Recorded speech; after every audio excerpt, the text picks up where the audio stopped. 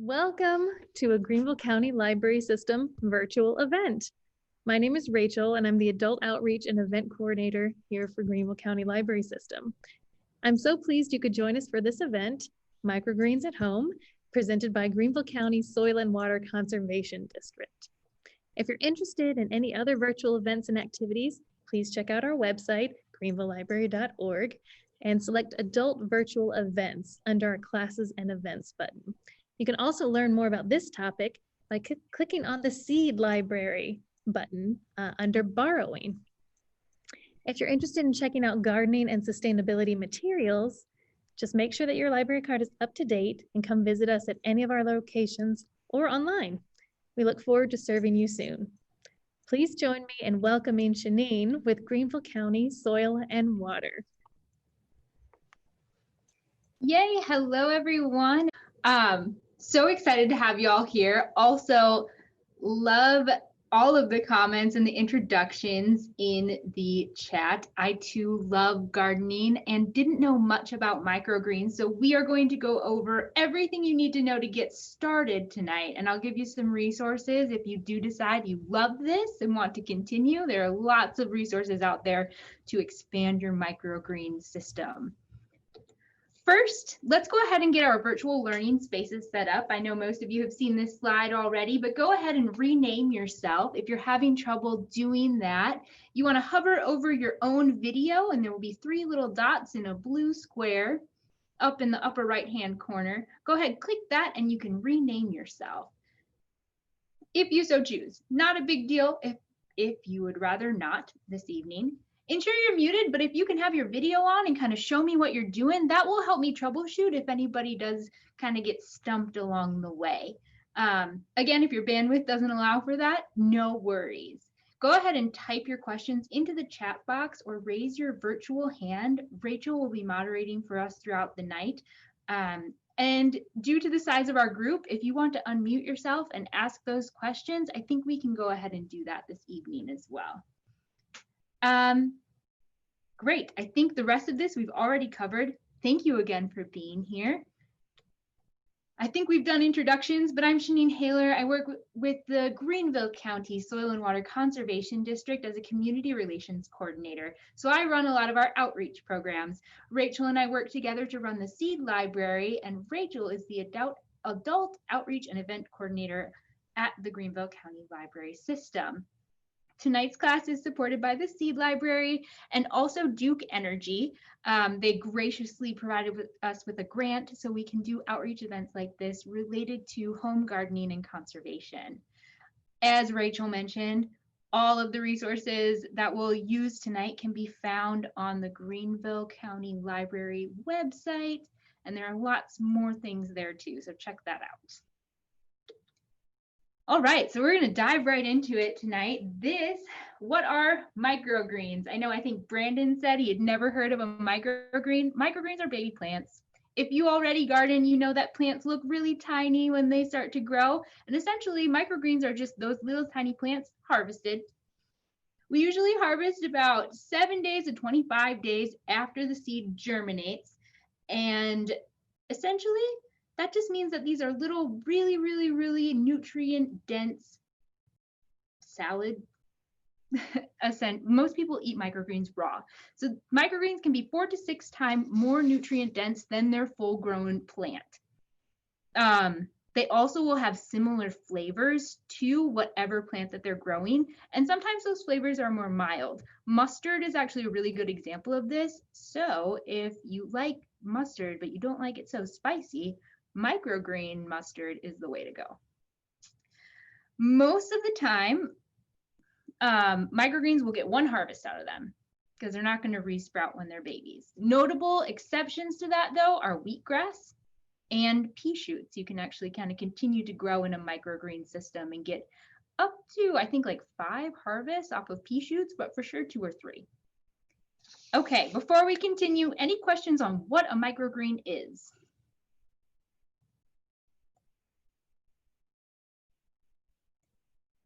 Okay. Again, feel free to ask at any time by typing in the chat or raising your hand. I just want to go over, before we get into actually planting our microgreens, I wanted to go over a couple terms that I'll use this evening. Germination is the beginning of growth, or when a seed sprouts. The cotyledon or seed leaf are the first leaves to grow from a seed, and they're usually smoother. And if your seed coating is going to stick to seeds, those will be the cotyledons. And I'll show you an example of that as we go. True leaves are the adult foliage that start to grow, and they're the first leaf growth after the cotyledons. And then growing medium, that one's a little bit strange. It's in the guide as well. It's just what we are using as a root anchor. Usually this includes soil, but for microgreens, it doesn't have to, because every seed has all of the energy it needs to germinate. And since we harvest so quickly after germination, they don't really need the nutrients that soil provides. All right, let's get into it. So go ahead, if you haven't already, please gather these materials. Well, this is what we will do this evening, but we'll go through it step by step. If you haven't already, go ahead and gather your materials. If you don't have a spray bottle, don't worry, just have like a cup of water on hand. And the newspaper, plastic, or old towels are just to kind of spread around your workspace. I tend to make a mess when I do this. If you're not worried about it, you don't need that either. All right, and if I can just get like a thumbs up or a kind of acknowledgement that y'all are ready to go, we'll get started and do it together. Awesome.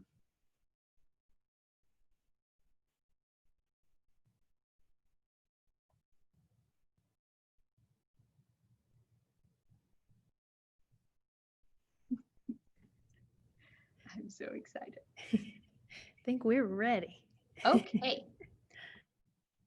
So I am going to get my camera set up.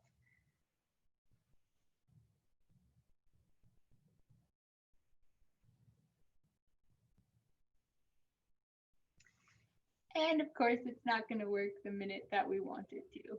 There we go. Okay. So here's the setup that I have for this evening, and we're going to start by getting our container ready. So if y'all want to go ahead, and any soil that you still have inside of this takeout container, go ahead and dump that into the bag that you have, or if you have a separate Tupperware nearby, go ahead, that works too, but empty that container.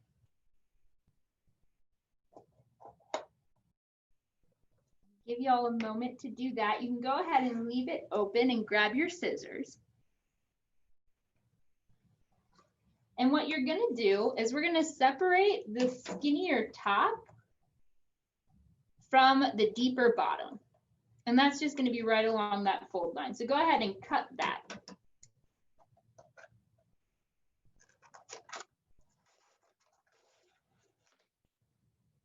Okay, once you have that cut, we're going to poke holes in the deeper part. So if you want to just see the difference here, there's one side that's deeper than the other. Take that deep side, using the point of your scissor blade. That's how I do this, but also a knife would work. Very carefully and away from you, poke about 5 or 6 or 10 holes in the bottom.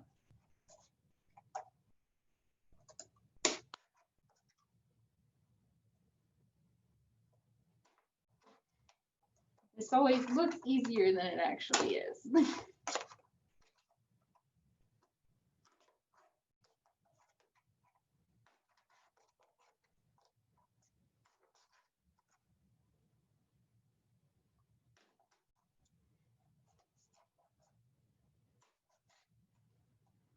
Okay, so this is what mine looks like. These holes are going to be drainage holes, but also we're going to try to water from the bottom. So this will also be the spaces that roots can grow through or grow to and soak up the water that we put underneath. Great. So we're going to move on to step number, well, 2 of planting, but 3 really. We're going to refill our container. So if you have your growing medium nearby, go ahead and fill that container about halfway.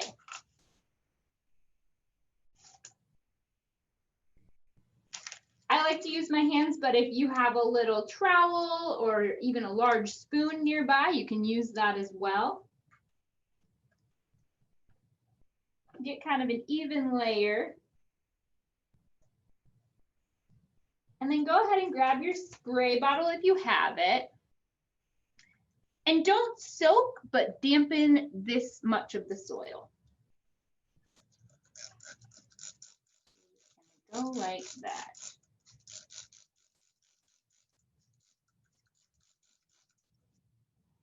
So again, you don't want to see water pooling, but you want this to be damp. That's what's going to help our seeds germinate and allow for root growth.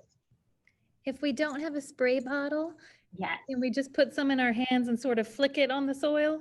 So let me show you what I do if I don't have a spray bottle. That would work. The other option, and I have actually, you can use any kind of container with holes on the bottom. This is just a recycled berry container. What I like to do is hold my hand kind of like a claw, like this, but upside down, and gently pour water over the top of my hand. And that will kind of soften the flow. And this one has really big holes in the bottom, so I just made a mess, but that's okay. But that's an option, or yes, if you want to kind of flick it on there, that would work too.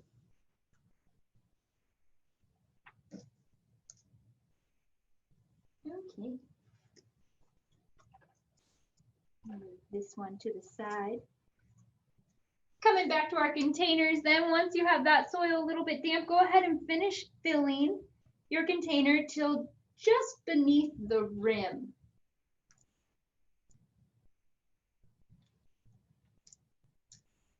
The reason that we want this to be close, but not quite in line with the rim, is that when we come to harvest our microgreens, it's going to be easier if we can just take the scissor and kind of balance it along the rim rather than have to like try to avoid the soil very carefully. So you want that top of it to be as flat as possible. So go ahead, just use your finger or the side of your trowel to flatten that. I think fingers are the most fun. And then what you can also do is tap it just to settle your soil, or your germination mix, we could call this as well. All right. So before we continue, can I get a thumbs up? Make sure, I guess your hands are probably dirty, but don't want to rush through anything. Anybody have any questions? Thank you, thumbs up. Awesome.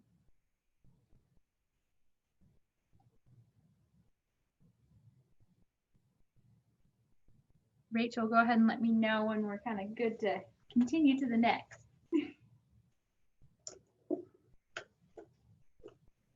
Okay, we can move on. Okay. Now we're going to go ahead and sow our seeds.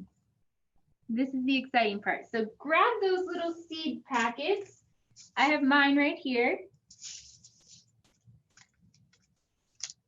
And you have a few options.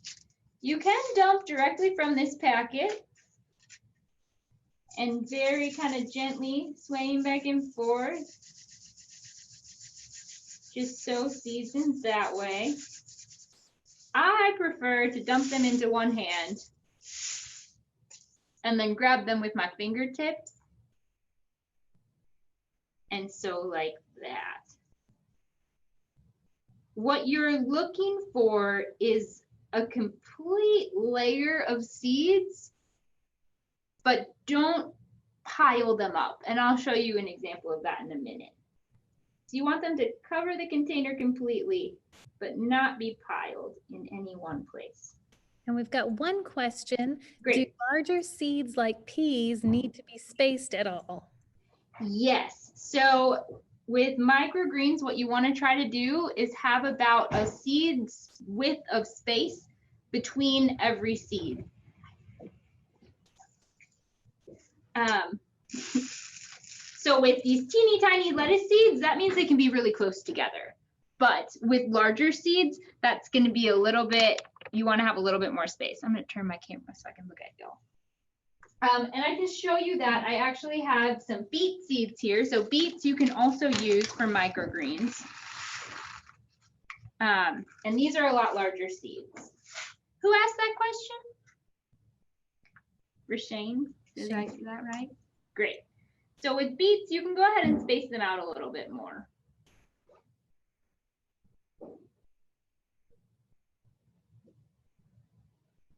And I will show y'all in just a minute.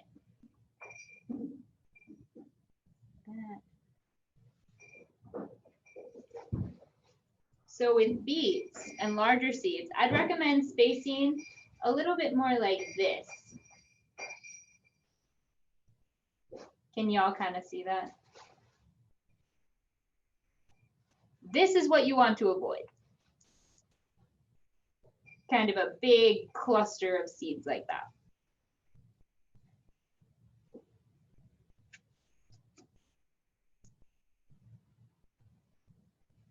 So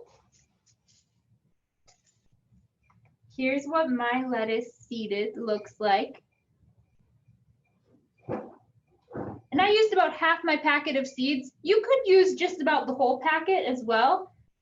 Your microgreens will just be a little bit smaller when you harvest them. All right, now an optional step here is to cover your seeds with a thin layer of that growing medium. And I'm going to show you with my beets here. I'm going to go ahead and take a little bit in your hand and just gently sprinkle it over the top. I would recommend doing this if you do not have a spray bottle or do not have a good way to cover your seeds, because this will help keep them damp during, before germination, excuse me. So if you have covered your seeds, you can go ahead and tamp that soil a little bit too, and that will just help kind of keep those seeds in the ground or in the growing medium, excuse me. And now we're going to water again. Okay, so I'm going to use my spray bottle again on my lettuce seeds, and I'm just going to go ahead, same idea. We want them to be damp, but not soaked. Like so, and I'll do the same with my beets up here too.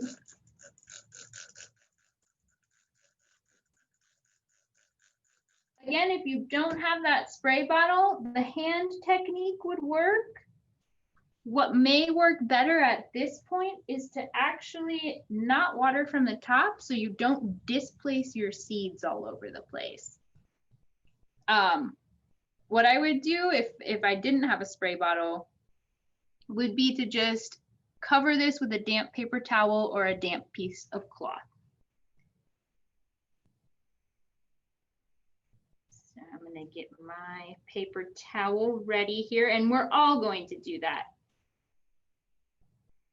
You want to go ahead and dampen your paper towel, or if you have an old t-shirt, that works really well. I use a cheesecloth at my house. Kind of whatever you have on hand that isn't too thick, but will help keep the top of this container damp before the seeds germinate. So you're just going to cover it up like that. Don't need to press it down or anything. Just set it right on top of your container. And we'll do the same. So with my spray bottle, what I tend to do is put the dry paper towel or the dry cloth on there and then spray that down. But you could also take your water bottle and just gently dump on top of there too. All right, we'll take another pause here. If I can get a thumbs up when you're ready to move on.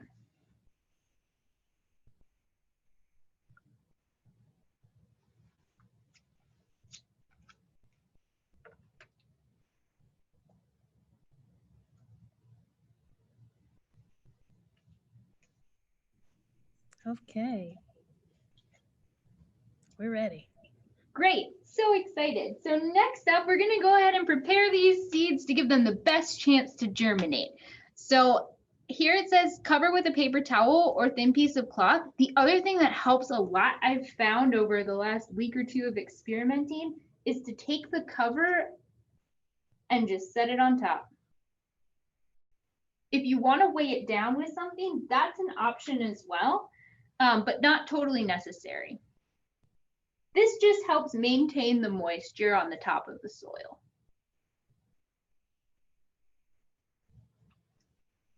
Great. We'll move to the next step. We have planted microgreens. Y'all just planted microgreens. Congratulations. Something that I didn't mention before that I should have, and we probably should have started with this. But if you want to go ahead on this tab here and grab a pen or a marker works better and label with the date and what you planted. For me anyway, that helps me remember how many days has it really been since these started growing. So I'm going to say today is the 10th of November, and this is lettuce. Actually a lettuce mix. So once you have that labeled, we're going to go ahead and you're going to place it in the sunniest place in your house. The most important things around this is that it's a sunny location. It's somewhere you're not going to forget to water them. And it's more or less protected from any hazards that might be in your home. If you have a pet or you have curious children, perhaps just mentioning, hey, don't knock this over, because they will be really fragile as they grow as well.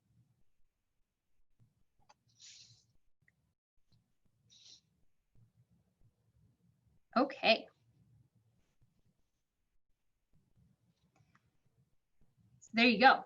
Now, all you have to do is wait until they germinate, which should take between 2 and 5 days. For me, it took just 2 days when I had a grow light, but it took about 4 days at my house. All right. So, post-germination care. So I have some pictures here.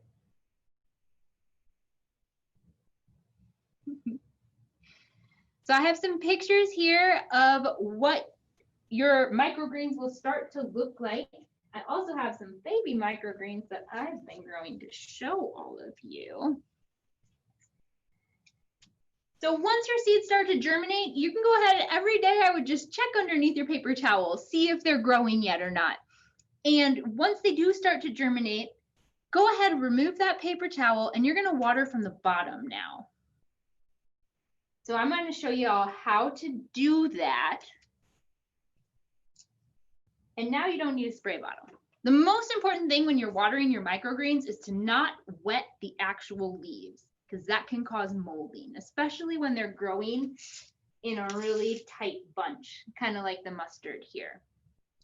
So what you want to make sure to do is go ahead and you're going to use that cap as your waterer now. You'll take your top, I have a pitcher of water here, but a water bottle or a glass will work too. You're going to fill that about halfway with water. And then you'll just set your container on top of it.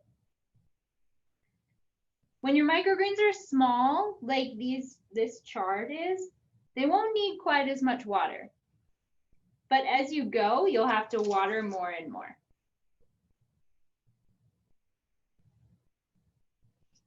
Okay. Remember I mentioned at the very beginning that cotyledons will have the seed hull or the seed kind of outer piece connected to them.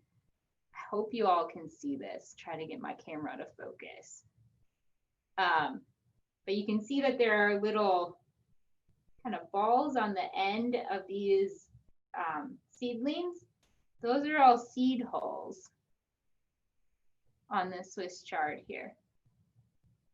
So that's how I know these leaves are the cotyledons. These aren't the true leaves yet. Okay. The other thing I want to mention to y'all is that you got to be careful for a few things, and we're going to go over troubleshooting. But when microgreens germinate, you're going to see their roots right away, and it's really, really cool. But it's going to look kind of fuzzy and weird. If you see kind of right on the bottom of that stem, there's some fuzz. Those are root hairs. That's not mold. So don't throw your microgreens out at the very beginning. They're just trying to grow. So all of those right there are root hairs. And I have a picture, I believe, as well. The other really important thing after your microgreens germinate is that they get sun. The more sun, the better, the faster they'll grow. Any questions?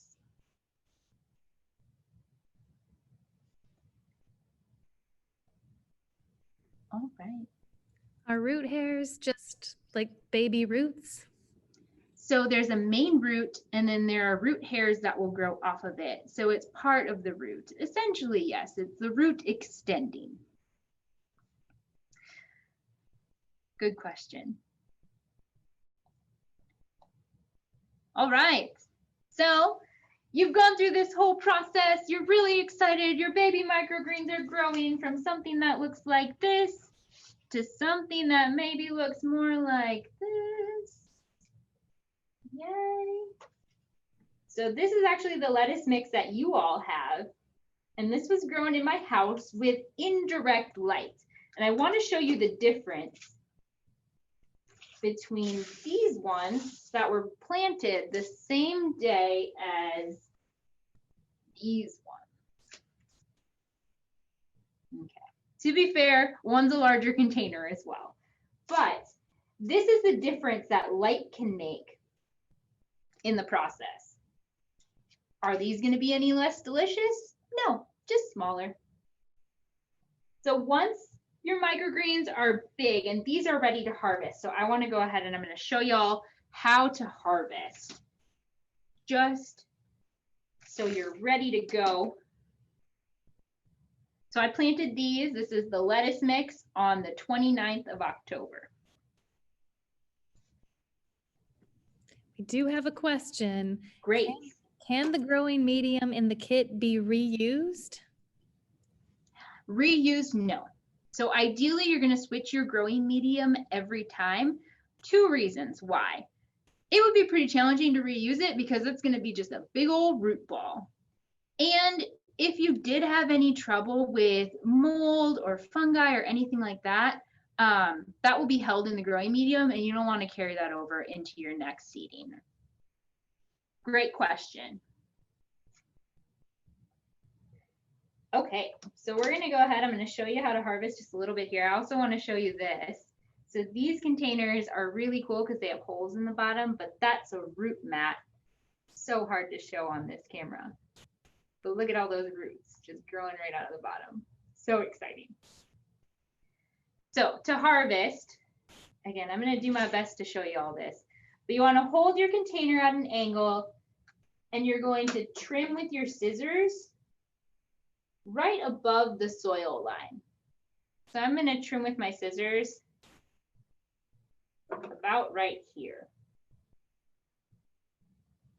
So what that's going to do is that's going to keep the microgreens free of soil, and that way I don't have to wash them.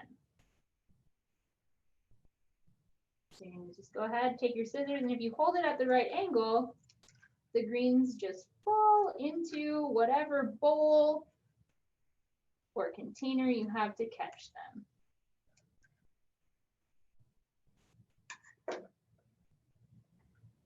And it's that easy. Someone would like to know, what brand is that? What brand is what? The container? The container.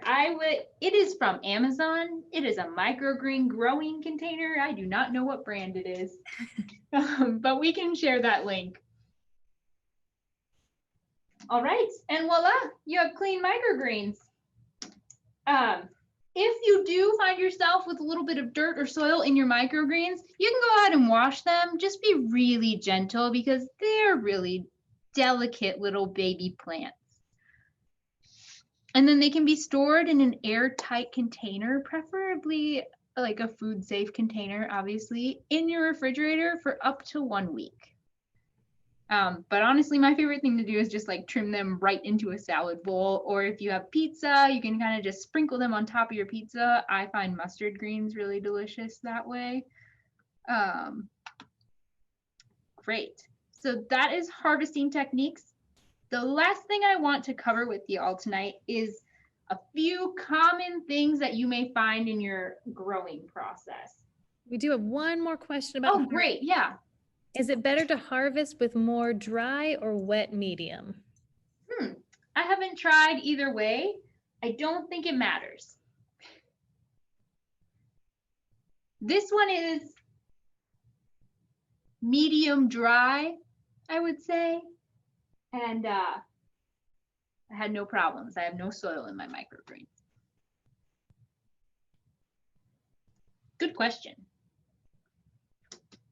Okay, so let's talk about some common issues you may come across. First would be leggy seedlings. I know that sounds kind of weird, but if you've ever seen like a sunflower that should be growing straight up, but it's growing at an angle, that's called leggy, or like when seedlings do that, that's a leggy seedling. This is a bad example because it just needs to be watered, but they'll start to kind of lean one way or the other. So if all of these microgreens were kind of searching for the sun this way, that would be a leggy seedling. Oh, I'm sorry, y'all can't see that very well. There we go. That would be kind of leggy. You can kind of, not on the video, but you can kind of see they're all leaning one way.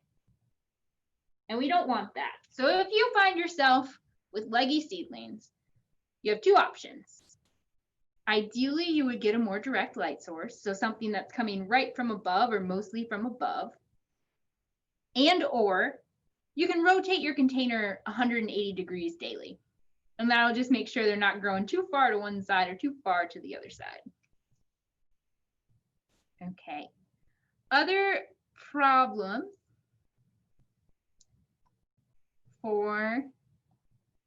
you may come across growing microgreens are yellowing plants. And my mustard is starting to yellow a little bit, and I think I know why. If you can see, like these little guys are a little bit yellower than I would like. We have one question about lighting. Okay. Is it possible to put them outside for more sunlight? If your temperatures are 70 degrees or above, yes. But microgreens are going to be pretty sensitive to that. So I would bring them inside. Also, like strong breezes and all of that can kind of knock them over or make them grow kind of not leggy, but sideways or something. So yes, if it's warm enough. In this weather, yes. If it was sunny. Good question, thank you. All right, let's talk about yellowing plants then. So it could be a problem of water, and I think that's what's happening with my mustard greens here. If you overwater or severely underwater your plants, first of all, if you underwater them, they're all gonna fall over. You can kind of see that my lettuce is starting to kind of fall over the sides. I need to water this. But if you're overwatering too, that can cause yellowing. So adjust accordingly. If your soil mix or your growing medium is really damp all the time, you're probably overwatering. It's okay to let it dry a little bit and then water less frequently. if you're finding yellowing in your plants. The other issue it could be is chlorinated water, heavily chlorinated water. So the way you can fix that is to go ahead and take a jar or a vase or a Tupperware with a wide mouth and fill that with tap water. Let it sit on the counter for 24 hours. The chlorine will evaporate, and then your plants will be fine. It's not necessarily harmful to like consume chlorine. Obviously, we do that every time we drink tap water if you're connected to a city water system, but plants don't always respond to it super well. The last issue that you may come across of the more common ones would be mold or fungi on your microgreens. It's almost always watering, overwatering, or over the top watering. So what you never want to do is wet the leaves of your microgreens. If you don't have a way to water from beneath, you can always water along the edges as well. So what you'll do to do that is hold your container at just a slight angle, so something like that. And then you'll water kind of along the edge of your container this way and let it hold and just sit there for a minute. And then do it on the other side as well, but right at the soil level. And that's going to help mitigate any issue with mold on the leaves of your plants. Okay, the other thing that could be causing some mold in your microgreens would be lack of airflow.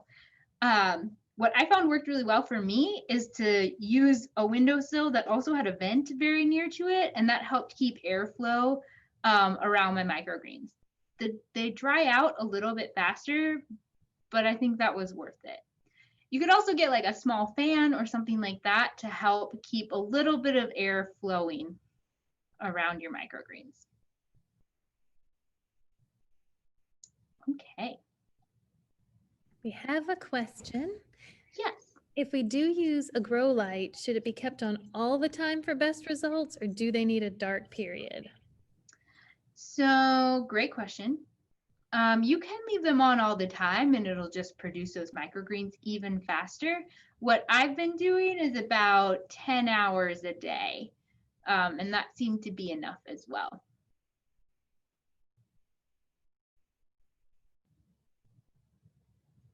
In the very beginning, seeds don't need light to germinate, so you wouldn't have to use your grow light unless they're in a cooler environment. Okay. Any other questions right now, Rachel? No, that's it so far. Great. So here are some additional resources. I think we have links that we can post in the chat as well. The book that has helped me most through this was Microgreen Garden. It's really straightforward, kind of step by step, and he has some really great advice around growing different types of microgreens as well. If you've seen the guide, the table in that guide is actually from this book. Highly recommended. The 2 YouTube videos, also really good. The morning chores video is shorter. It's about, I think, 8 minutes. And the epic gardening video is 45 minutes. So if you're really getting excited about microgreens, I highly suggest looking at that one. Some of the things that we use today came from Lotus, Urban Farm Supply, Urban Farm and Garden Supply, and they're located on, I think Pleasantburg. But they have a great selection of organic soil mixes, germination mixes. They have a whole bunch of seeds. And then they also mentioned that they will have grow lights available as well. And on a smaller scale, if you just want something small, but totally not necessary to grow microgreens. So don't feel like you need to go out and buy anything else. What y'all have here is enough. And then we got the seeds from Mountain Valley Seed Company, and you can get bulk seeds from them, but really any seed, any organic untreated seed packet will do. For example, the beets that I used were just these beets, just a normal seed packet, and that's about enough for the size of container that y'all have. The other thing I wanted to make sure I mentioned, if you're excited and you want to keep growing microgreens, you can reuse this container. Make sure you wash it out well and then set it in the sun for 24 hours to just like disinfect and make sure you're not carrying over any fungal issues or anything that might have been in that germination mix or in that growing mix. The other thing you can always use is recycled berry containers, anything that's like a takeout container that's relatively shallow. There's a whole plethora of things. Get creative. If it will hold water, it will hold growing medium and microgreens. All right. What questions do y'all have?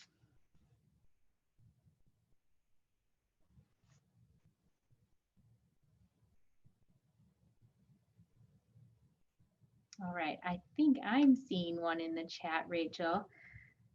Garden season is over. What kind of soil should we get? I would get a potting soil. Any sterile mix is going to be best because that way you're not bringing anything into your home or into your growing medium. But a potting soil will work well for this. The mix that y'all have tonight is 50% coconut coir and 50% a potting soil mix.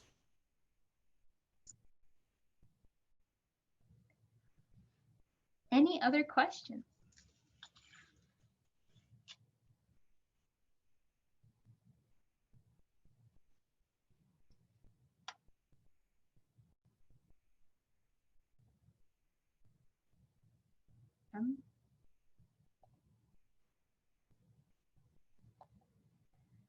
Okay, well, if there's nothing else, I just want to thank you all so much for joining me this evening. I am an avid gardener as well, and I know winter makes that so challenging, but this has brought a lot of joy into my home, and I hope that y'all find success with it as well. Going through, if you have any questions, don't hesitate to reach out. My contact information is on the screen right now. And thank you again. All right, and just before you go, a couple of notes from the library. Be sure to register for our next live gardening and sustainability virtual event. That's next Thursday, November 19th at 6 p.m. Houseplants 101. And of course, check out our adult events page for more content in the meantime. If you want another great tip on sustainability, it's use your library card. Your library card is your ticket to free resources, databases, downloadables, streaming, TV, books, all of that fun stuff. The Seed Library page on our website, of course, we've mentioned that a couple of times. It's filled with more information on sustainability, including some great reading lists. So cookbooks, gardening books, sustainability, wellness books. You can find all the links there. Don't forget to follow us on Facebook, Instagram, and Twitter for library updates and sign up for our e-newsletter. Thank you for your time, and we hope you'll join us for more of these live virtual events. Y'all have a good night.